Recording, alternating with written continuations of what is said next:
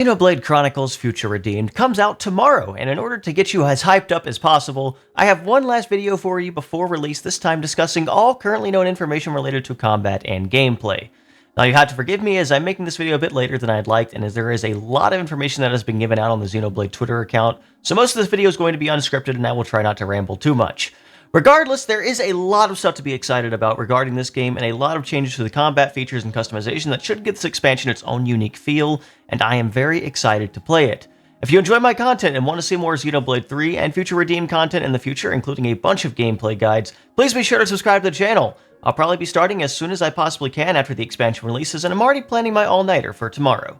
Please look forward to all of that, and once again subscribe because I'd love to hit 100k. Let's get into the video.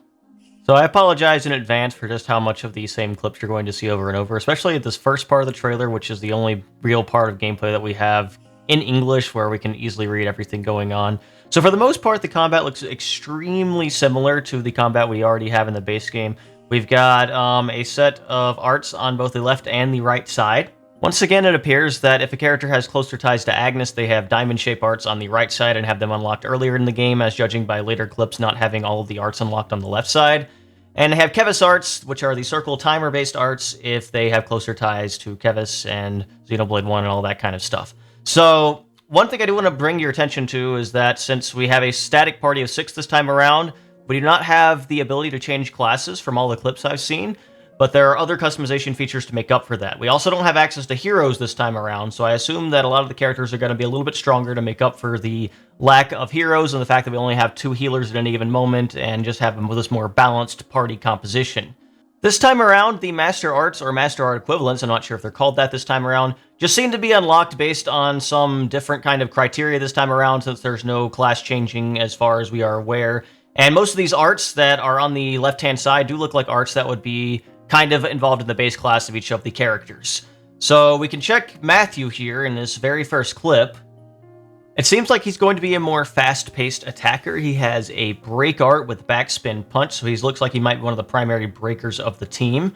He has Mighty Strike, which seems to be a front attack that has a pretty short cooldown. Revolt Uppercut, which seems to both evade and give cancel damage up, so that's probably going to be a really strong art, having the ability to evade and cancel attack. Gigantic Beat is his talent art, which when you use it, apparently charges all of your arts on hit. This seems to be like a kind of character that's going to be just canceling arts over and over. He's not going to have like maybe the highest raw damage, or maybe he even will, depending on the skills he has. But just being able to like use your talent art to charge all your arts back up, use your arts to charge your talent art back up, it seems like that's probably going to be the kind of cycle he is going to go through. He has a power charge effect as one of his master arts. He has Raging Force, which is a pierce attack, an AoE detonating hit. A lot of these attacks share names with moves from the base game, so I'm sure they'll have similar animations, and they might even have similar types of effects and cooldowns and everything like that. Now, one final thing to note on the screen, which is going to be the most notable difference just on the UI alone, is that instead of the Ouroboros activation, each character has a type of dual special move with another character. So in this case, we see a move called Monado Crash, which seems to be Matthew and Shulk's linked up attack. Every character has a link attack with another character. We see this in a future clip, which I'll be able to show off in a bit more detail a little bit later. This link attack seems to be able to apply an area of effect attack that is a guaranteed burst. From what we've seen from some of these special moves, it seems like they always activate their effect no matter what, because we've seen a burst out of a launch, we've seen smashes, and it just seems to be a very effective way to get some of these more powerful statuses out on the enemy. We don't actually get to see this specific move in any of the trailers, but it is nice to know that you can just link up any character no matter what, because Matthew and Shulk wouldn't seem like they have too much in common at first glance. So one other interesting thing to note is since Rex and Matthew are both Agnes-based and they are both of our attackers, that means both of our attackers are Agnes-based and both of our tanks this time around are going to be Kevis-based.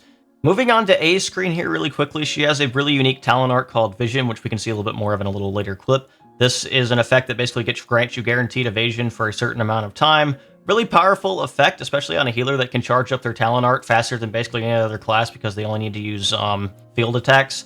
Now, it might be a little bit harder in the DLC, since you might not be able to link certain field effects as easily and spam them as often just because of the limitations of only having one class per character.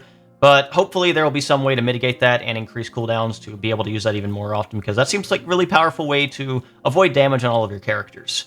She seems really supportive in general, being a healer class. She's got an attack down effect, she's got her own evasion art, she's got an area heal and a topple, so she's going to be the main primary toppler. And we see her link attack with Rex there in the corner is also a burst effect. Rex is particularly interesting here, not only just because he is an attacker who has a bunch of his Xenoblade 2 art names, but Double Spinning Edge in particular this time around. Gain charge on crit. Now, this is obviously a reference to crit recharge from Xenoblade 2, just in general, but this doesn't just recharge Double Spinning Edge, it recharges all of his arts on crits, and it hits multiple times. It's extremely powerful from another clip I've seen of it, which I will show off as well here. And I find this to be a particularly powerful effect. He could be one of the strongest attackers in the game, carry the DLC just by being able to spam arts constantly. He has his own topple effect with Anchor Shot, it makes sense. Front topple, it seems like you have to be in front of the enemy in order to get that effect. And he also has the ability to launch. Now, the topple being from the front and the launch being from the side means you do have to reposition yourself. You can't just use both back-to-back to get the effect of that. So I guess that's some minor limitation on that because of that. And Rex seems like he's going to be a very crit-heavy type character with really powerful attacks. Infinity Blade's, of course, a reference to the ultimate attack with the Numa Sword from Xenoblade 2, so I'm sure that's going to be a really powerful attack as well. It seems like it shares the exact same effects as the Infinity Blade in that Noah uses in this game, so it's possible that Noah has the attack might even be very, very similar or even identical in some situations, despite the difference in sword usage here. Moving on to Shulk now, it seems like he's made up some new Monado arts. He's got Monado Rage now, which grants a target lock effect. I guess now that he's a tank, he's got to have a couple new moves to his moveset. He has Stream Edge, which seems to be just a guaranteed break. You don't have to hit it from the side. It's just an unpositional break attack, which you can just use whenever, which seems really useful to have. Slit Edge is another move he used to have before, grants a bleed effect. Heavy Rush seems to grant an Awaken boost. It seems like he has a way to grant Awakening to himself. I don't know exactly what this way is yet, but I do know that a bunch of his attacks with Heavy Rush and Monado Buster definitely want him to be awakened to get as much benefit out of it as possible, so I assume there is some skill he has that's going to allow him to do this. Now, the final little clip we get from the initial trailer here is just the special attack animation that showcases Glimmer and Nicole attacking together, unleashing their own burst effect. And it seems like this burst effect using the special also grants the awakening buff in the corner, so I assume that using this will allow them to awaken. I guess maybe using these special moves might allow all the characters to awaken. That might be an easy way to grant that, so that might be how Shulk gets it as well. If we look at the very end of this clip, after the animation, we can see some moves that they have. It looks like Nicole has a launch effect. He has a high aggro effect as well. It seems like he is definitely the more face tank of the two compared to Shulk, who seems to be more of a damage-dealing tank with some evasion focus more than anything. So I guess that's one major way that they differentiate from each other. Now, I'm a little curious. They're level 46 in this clip, and he only has one Master Art right now. But I saw an earlier clip where they were level 50 and had 3 Master Arts, so I'm not exactly sure how they unlock it. It might just be based on the skill tree thing that I'll talk about a little bit later. So that might be how that works. But it seems like there will be some differences this time around just based on how you unlock things, but a lot of the fundamentals of the combat seem to be very similar. I want to take a look at all the Japanese Twitter clips now. I won't be able to read the text for these, but I think it's important to go through these. There will also be some text that the Japanese Twitter will have that'll explain some of the things in more detail. This will cover some non-combat related things as well, and just kind of hopefully get you hyped for some of the features that the game has to offer and showcase the skill trees and everything like that, which looks really interesting. So let's go ahead and take a look at that now. So the Twitter post that goes along with this clip, when translated from Japanese, says, just like the main story of Xenoblade 3, it's a battle where the roles of attacker, defender, and healer, which differ for each character, are important. You can also fight by making full use of powerful techniques of arts, which have various effects. There isn't exactly too much to say here. It's fairly straightforward and just showcases just kind of a standard battle and showcases that a lot of the standard features of combat are very similar to the base game. We get to see a bit more of Matthew's combat here. It seems fairly standard, as very similar to the martial artist class from the base game, which showcases how Gondor got that class passed down to her. The translation for this next clip states that Orbus Power, which is stronger than normal arts, can be set on the left side and fused with other arts to obtain various additional effects. The effects obtained will vary depending on the combination of Orbus Power and arts. Can you see something like an aura? So if I had to guess, using Orbus Power here, or your Master Arts in this case, which I guess they're called Orbus Power now, will charge up the special dual attack for each character. We could see it in that little last clip very briefly there that it seemed to charge up the dual attacks. And it seems like every time a character does one of these, it'll charge up that meter briefly, so you're able to use your special attack at a certain point during battle, which might have various additional effects. And this is just kind of a showcase of all of the characters' different arts. It goes through all 6 characters. Like I said, you can see Rex's crit recharge at the end. And it seems once again that the art on the left-hand side does not have their animation. It just kind of uses the effect or the attack that just goes along with it as an additional effect of the base attack that you use. It seems like we're calling this the Orbus Power this time around. It seems like the aura is that little stand kind of effect that they have. And I'm guessing that this is going to be one of the major combat features to take advantage of this time around. It seems like they're making it even more important than it used to be. So make sure you're using your Master Arts, or your Orbus Power, as I should say. Now, I can't read any of these art names, but hopefully they're just very similar to the ones we've already seen. One final thing to note about these clips really quickly is that we see characters at level 65 in this clip we just saw especially. And characters actually start out at, I've seen the lowest is level 2, so I'm assuming we start at level 1. So it seems like this DLC will definitely have a pretty sizable amount of content if we're able to hit levels that high in this expansion, so that's definitely something to look forward to. And all these art animations look really cool, so I hope you're enjoying watching them as well. Double Spinning Edge, let's go. So here we finally get to kind of see one of the menus of the game and one of the new changes that we have. So you can unleash a special move called a Uni Combo, that's the name of the dual attack that the characters have, by combining the power of 2. By performing a special move on an enemy in a rising state, you can generate a Union Combo. The recast of special moves can be increased by using arts, so that just kind of confirms that using the Ouroboros arts will allow you to use more Union Combos and get more benefits out of that. It seems like all of these will have a special effect and bonus effect depending on which one you team up with, so each character can have a different Union Combo with any additional character depending on which combination of characters you use. And we're able to see a couple examples of that here. A lot of the effects that we've seen so far are burst effects, and we're kind of seeing these really cool animations. I love the Shulk and Rex one together here. This one seems to have a smash effect from what I've seen. Based on this description talking about a rising state, you might have to have the enemy launch before you can actually take advantage of some of these effects, which might make sense to make sure that you are not having too much of a positive effect that's just unable to be countered. The second description for the second part of this video is Union Combos differ depending on the combination of 2 people, and then there are differences in damage and range. Also, it will always cause either smash, burst, or blow. I don't know what blow is, but I assume it's some kind of effect. It might just be blow down or something like that. I guess we'll know more when we can see in English. In addition, the 2 characters are performant will have an awakening buff, so yes, that's how you get awakening buffs. And one other interesting thing to note about this clip in particular is that when Rex and Glimmer are teamed up, they get a 20% crit rate increase and 50% extra crit damage. So, you know, that is an incredibly powerful effect for what Rex wants to do with spamming crits and all of the crit damage he seems to have already. The other effects listed here, I'm not going to go through all of them because I don't want this video to last forever, but they seem like other standard effects that you can find from the base game. All they're pretty powerful effects, and we'll discuss them a little bit more in later videos on combat guides, I'm sure. This next clip you've been seeing over and over is just a very small clip of Matthew. It states that Matthew's class is Martial Artist, his weapon is the Ouroboros Knuckle. With the attacker, you can crush the enemy without even giving them time to attack. The talent art, Gigantic Beat, recovers 50% of the recast on all arts when hit. So it's not quite as broken as I thought it would be, but maybe it'll be even stronger as you level it up or get stronger with the class. So it does confirm he is a Martial Artist class, and that's where Gondor got the ability from. So just a very quick clip of Matthew, and all the other characters have very similar videos like this. So A's class is Monado Fencer. The weapon is the Monado, apparently, or Monad, it says in the translation, but I'm assuming Monado. Is an offensive healer who hunts down enemies with sharp slashes. The talent art Vision also disables attacks on the party for a certain period of time, and during Vision you can unleash Vanishing End that attacks all enemies. So it seems like this is a double kind of talent art. While Vision is active, you're able to use another talent art here to get even more benefit and get more extra attacks on the enemy, giving you kind of an offensive healer class here. Once again, the levels are really low in this clip, so it seems like this game is going to have a lot of content, which is very exciting. This class looks pretty fun to use as well. You get the Alvis Wing when Vision activates, so that's pretty cool at the same time also.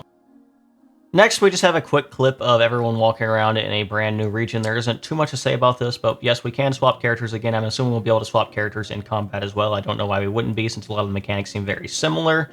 It is really cool that we get to play as some of our favorite characters again, and then we finally get our first look at the skill tree after this, which is going to be the most interesting thing here. The description we get is, in a new future, there is not only level, but also a growth called Kizunavi. I'm assuming this is some kind of skill point system, and this is just a bad Japanese translation. You can strengthen Matthew and his friends by using Kizuna points. I'm assuming these are skill points obtained by achieving some elements. For example, it seems that you can accumulate by defeating various enemies or collecting items.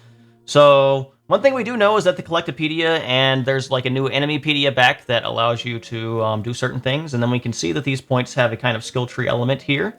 So there's one more quick description about this as well. You can grow your characters by using these skill points from skill growth, and bond points are common to all parties, so it can be a bit confusing to decide which element to grow. I'm assuming this is where you unlock some of the Master Arts, and it seems like you cannot progress into the next section unless you unlock all 10 of these skills in the first slot. So there might be some limitations here that you have to unlock some skills in a certain order to progress, and it's not like completely customizable for all the skills that you want.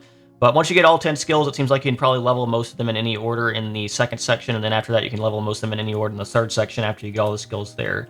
I'm not quite sure how this works, but it is pretty exciting to have some level of customization on the characters, even if it is a little bit more limited than I would like. So next up, we get another look at the return of the Collectopedia and then the new Enemypedia here. So it seems like you just get rewards from collecting certain accessories or certain collectibles on the ground, I assume. So it seems like there's a tangible reward for doing that now instead of just the Collectopedia cards. And it seems like there's rewards for fighting certain enemies this time around, so you don't just have to ignore enemies if they have no tangible benefit to you. So every enemy has some kind of feature to them now, which makes it pretty beneficial to have. You also get skill points for these too. So the next clip here is just a clip of Nicol. We get a bit more info about him as well. His class is Machinist. His weapon is Variable Backpack, a defender who makes full use of variable type weapons and activates various effects when attacking and guarding. Total Destruction, which I assume is his talent art, deals damage that ignores defense power of the enemy, and the damage taken will be reduced while performing the art. So it seems like he has a way to have some type of damage reduction, definitely making him the face tank of the group. Next up, we have Glimmer. Most of the description of her just says that she plays sound to heal his allies, and depending on the melody, various support effects can be demonstrated. There's a lot of bad translations in this text, so it's going to be hard to really tell you what her class is, but it seems like she has a bunch of support effects, and depending on what she does, she might be able to support the team in different ways with different buffs and everything like that. So I think she'll be a very interesting character as the more supportive of the two healers to play as. Reminder that healers are very, very good in this game. So this next clip is probably the big one. This just kind of showcases how chain attack works in a big 2-minute long clip. So a chain attack is a powerful technique that the whole party fights. During a chain attack, if both characters who make up the union complete an order, a union attack will be presented. If you do, you can unleash Union's special move in order to exchange for ending the chain attack. So remember that the Union attack is dependent on your own setup of it. You can set up any of the two characters you want. So that means you can kind of customize your chain attacks because of that. There's some other really important additional information about chain attacks this time around. There's no video clip accompanying it, but equipping chain attack accessories can change the effect of the completion bonus and your heroic chain. It's stronger than the basic effect, so if you find an accessory, don't forget to equip it. So this is really, really important because it means you can change your effects this time around. So one thing that the characters have this time around to make up for the lack of hero is that each character has their own kind of heroic chain bonus and their own chain order effect, and you can just kind of change those around depending on the accessories you equip. Now, most of how chain attacks function seems very similar to how it did in the base game. We have Rex with 15 TP. Both of our attackers have 15 TP this time around, which might make it a little bit more difficult to get really strong chain attacks, but hopefully with all the changes to heroic change and chain orders, it shouldn't be that hard.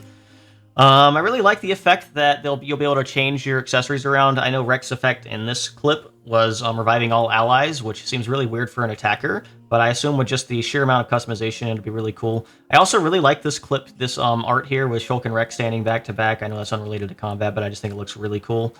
And it seems like Union Strikes, especially if it ends with a smash here, could be really powerful if you know what you're doing. I don't really think Monolith has really good damage setups here, so they don't actually end up doing all that much damage here. But I think with the right setup, if you're able to end a chain attack with like a big smash from this combo, this could be like a really nice way to just do a bunch of damage really quickly, since this Union attack with Rex and Shulk does that smash effect. All in all, there's not too much to say. We could see in one part of this clip that Glimmer was able to finish a chain attack despite being a healer, so it seems like the heroic chains this time around do overwrite the initial effects that we are used to from the base game, although Rex does get an attacker bonus, so I'm not quite sure exactly how this works just yet, but I assume most of it is fairly similar. You do start with a 200% damage ratio bonus this time instead of a 150% bonus, and it looks like Glimmer also increases the bonus when she attacks there. So I assume that there will be other ways to increase your damage ratio since you can't possibly get a 5-round chain attack this time around without a hero, and you're forced to be locked to basically only 4 rounds with just the 6 standard party members here, so there'll probably be other ways to increase your damage to make up for that. I also just really love these animations, Rex especially. He's my boy, Xenoblade 2, really representing here. So I think this is a bit of a suboptimal chain attack from what I've seen. Now, one interesting thing, actually, is that using both of them does deplete all of the party gauge, so you might want to kind of optimize your chain attacks and make sure you're not doing that too early this time around, because you don't want to accidentally get rid of all your party gauge before you can do a multi-round chain attack. Actually, never mind. From what I've seen, it looks like they just don't show one of the rounds of the chain attack because it immediately jumps from 2/3 to 1/3 between the two menus here, so I'm not quite sure why they decided to skip one of the rounds, except just to make the video shorter, I guess, which makes sense. I should probably make this video shorter as well. So the final couple clips here showcase enemy bases. You can get rewards by defeating all the enemies in an enemy base, so that's a new feature this time around. So if you go around and just want to attack a bunch of enemies and just fight a bunch of enemies at once, that is a new feature that we have. And there are also these fog rifts. This is definitely related to Future Connected in some way. I'm not exactly sure how, but hopefully they work better this time around. So fog rifts, and as a special enemy that summons these fog beasts will appear one after another, so please be careful. And where do they come from? I don't know what the rewards for this are yet, but this is just kind of a feature that showcases how these work. And the final clip we have is just a clip of Shulk fighting. So Shulk's class is Grand Soldier, weapon is Monado Rex, a defender that anticipates enemy attacks and evades them. It is also excellent in attack and support.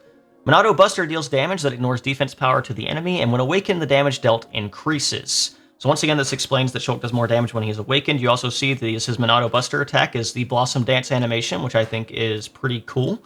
So I really like that feature this time around, and just kind of this little effect. At the time of this video, there's no video for Rex yet. It'll probably be released a few hours from now, just because he's the last character, and this is going to be the last batch of information before the patch releases. I'm sure there might be a little bit extra additional gameplay information as well that's not going to be covered in this video, but I really want to get this video out as soon as possible, especially because we're almost at the timer now, so I'm going to end it off here because I just really want to wait for the rest of the information, and there was just a lot of information to cover in this video already, and I just wanted to kind of get through it as fast as I possibly could without trying to waste too much of your time. So if you made it this far, thank you guys so much for watching. I hope you learned something from watching this video, and I was able to successfully hype you up and show you all the new information and just kind of give some thoughts on it, and hopefully you're as hyped as I am about this, and look forward to all of my gameplay guides. I'll be starting them as soon as possible. Like I said, I'll probably be playing this immediately when it comes out, going all night, maybe playing until I beat it even, depending on how long it is. There's going to be a lot of content. It looks really fun. I hope you guys are looking forward to it just as much as I am. And as always, if you enjoyed the video, please be sure to subscribe to the channel. Please like the video, comment down below how much you're looking forward to this, all the things you're looking forward to, all the stuff I might have missed, and if you have any questions or anything like that, I will be happy to answer those as well, as much as I can. And thank you guys for watching. Hope you learned something. Have a wonderful and blessed day. I'll see you back here for the guides.